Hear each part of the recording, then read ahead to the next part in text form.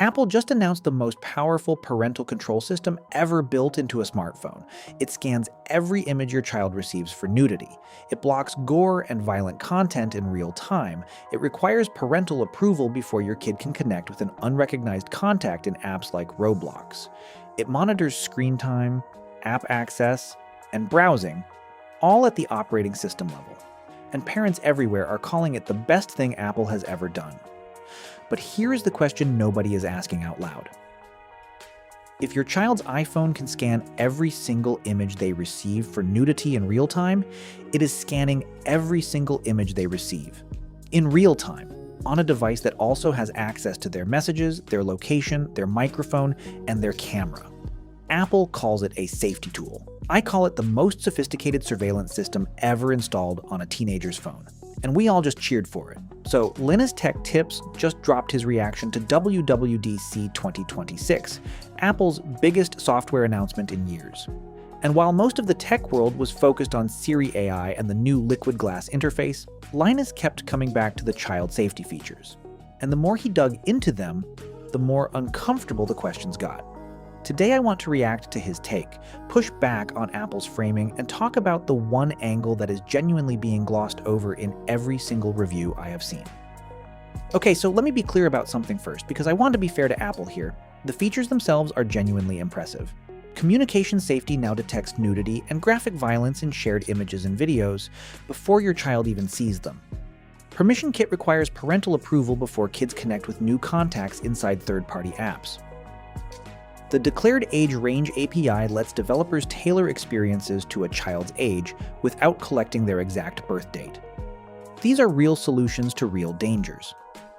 UK Prime Minister Keir Starmer literally gave Apple and Google a 3-month ultimatum at London Tech Week, just hours after WWDC, demanding device-level controls that prevent children from sending and receiving nude images across all apps. And Apple was already there. That's genuinely impressive.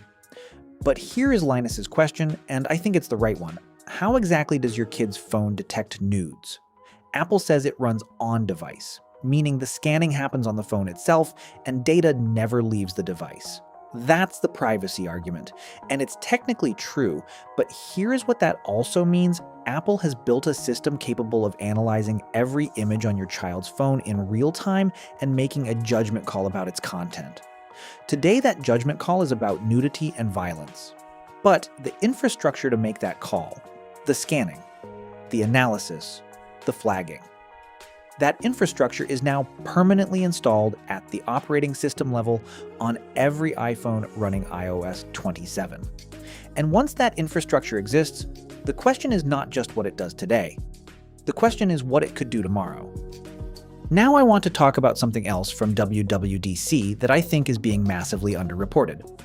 Apple announced a feature called spatial reframing. The idea is that you can take any photo, even one taken years ago on a completely different camera, and shift the perspective after the fact.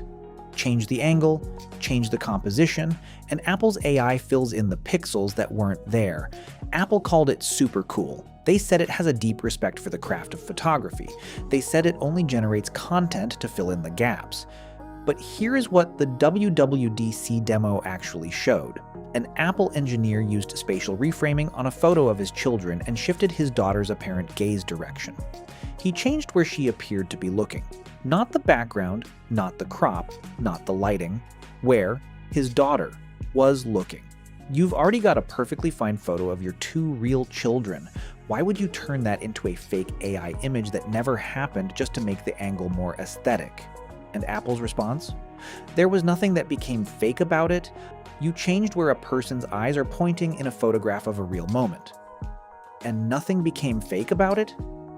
We are building a world where our photo libraries are a mix of what happened and what we wished had happened. And Apple just made that incredibly easy to do.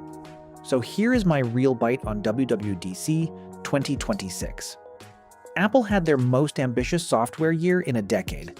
Siri AI is finally a real product. The child safety features are genuinely needed.